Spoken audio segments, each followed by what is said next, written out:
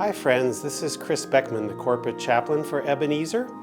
And during this time of the pandemic, we are being asked to do things differently and new. And one of the things that we are trying is creating this series of meditations and devotions. We're also premiering worship services every Sunday morning that are specifically made for our Ebenezer communities and our Ebenezer families. If you'd like more information, you can reach out to the sales and marketing team or to me personally. And we hope you find these beneficial and helpful. Today's meditation is number 13 in our series, and I've entitled it, Going to Dairy Queen in a Snowstorm. Going to Dairy Queen in a Snowstorm. I don't know if you have noticed, but the last few Aprils have been really unusual. And for whatever reason, always around tax day, we seem to be getting a snowstorm. And in my own grandpa days, my grandpa would say, I wonder who put their snowblower away early, and they brought on the snowstorm. Well, I don't know that that is exactly correct. We've been getting a lot of snowstorms in April. And this last one, my kids were home with me, and they were getting squirrely, and I said, well, let's go to Dairy Queen in the snowstorm. And they looked at me, but they actually did it. And I said, well, we're going to walk. And the concept of getting a blizzard in a snowstorm was enough to actually get them out of the house and walking and being there at a Dairy Queen in the middle of a snowstorm. They didn't think it was quite that cool, though, when we had to go through the drive-thru walking. They were like embarrassed to no end. Dad, we can't be seen here. We can't do this.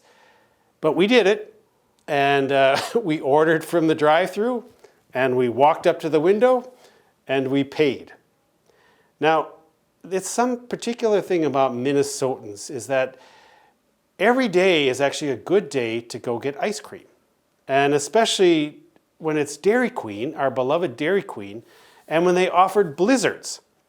And for me, especially when I have teenage boys, I know that they can pack away the calories and that they can enjoy it. And I usually only get to eat part of mine before they're already taking and borrowing from it as well. One of the things that I am certain about is that it's less about Dairy Queen, less about calories or ice cream, and more about creating memories during this time. You see, a lot of the things that are happening to us during this time are creating memories that are going to last for a very long time. And they're going to last because these are not easy times, but they're incredibly hard times. And one of the things that I've discovered about my life is that the memories that are difficult are the ones that last most with me. The easy times, the carefree times, the good times, they vanish pretty quickly. But the times that were difficult are the ones that really last. Let me give you an example. This past summer, my boys went to the Boundary Waters canoe area for the very first time. A sacred place for most of us. And that first trip to the Boundary Waters is one that is foundational for much of the rest of our life and experience in the outdoors. My kids had a marvelous time, and they had wonderful counselors that took them to the Boundary Waters and introduced them to that sacred place. The only problem is that they had perfect weather every day and no bugs. And I said to my kids, honey, you're not going to remember this. The Boundary Waters is about tipping over your canoe and rain and bugs that will make you cringe. That's what you usually remember from those trips.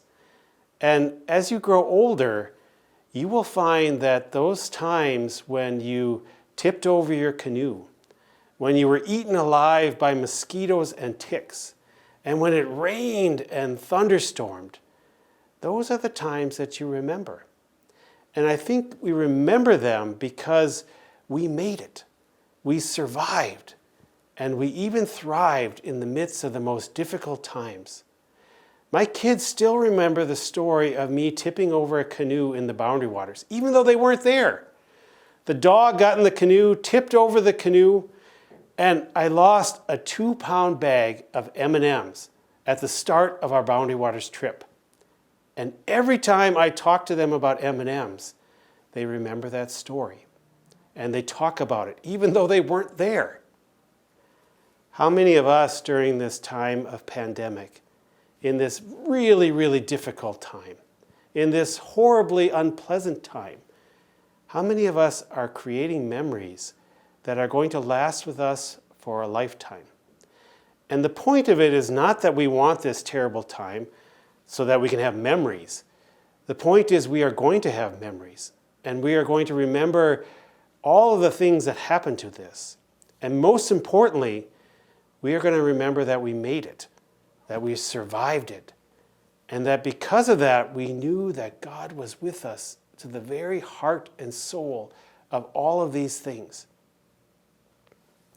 My kids going to Dairy Queen, I really hope that every time we go, they'll remember, Dad, you made us walk through the drive-thru. I was so embarrassed. But they'll remember that we made it through the most difficult time in the world, a time that most of us have never ever seen or experienced. And maybe, just maybe, as we tell these stories over the years, and I'm sure that they're going to get bigger. Any of us tell a fishing story ever? The pandemic is going to get larger and larger in life. But along with that, I know and trust that my boys and our children and all of us will also be able to say, and in the midst of that difficult time, in the midst of a terrible crisis and pandemic, God was with us too. Amen. Blessings on your journey.